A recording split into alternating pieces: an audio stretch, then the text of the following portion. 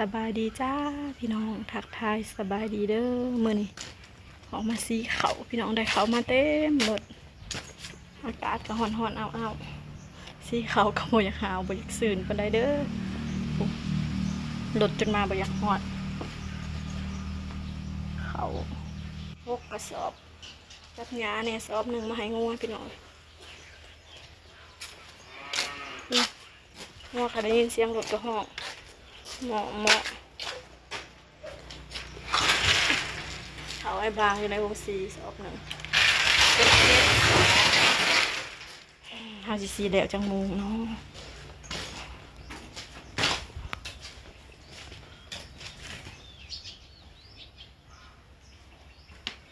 ลุย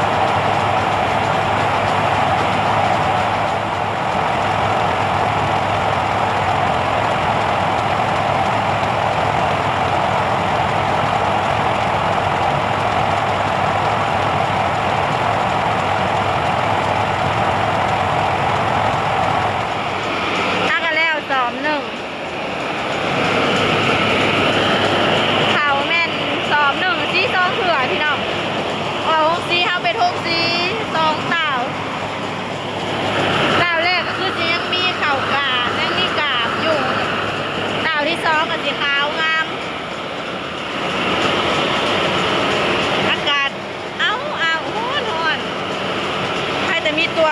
ช่วยพัดลม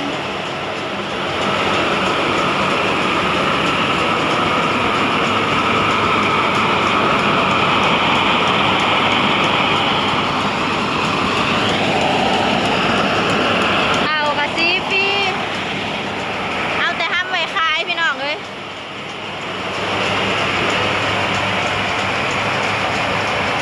แดดบ่แห้งแต่ว่ามันเอาเนาะ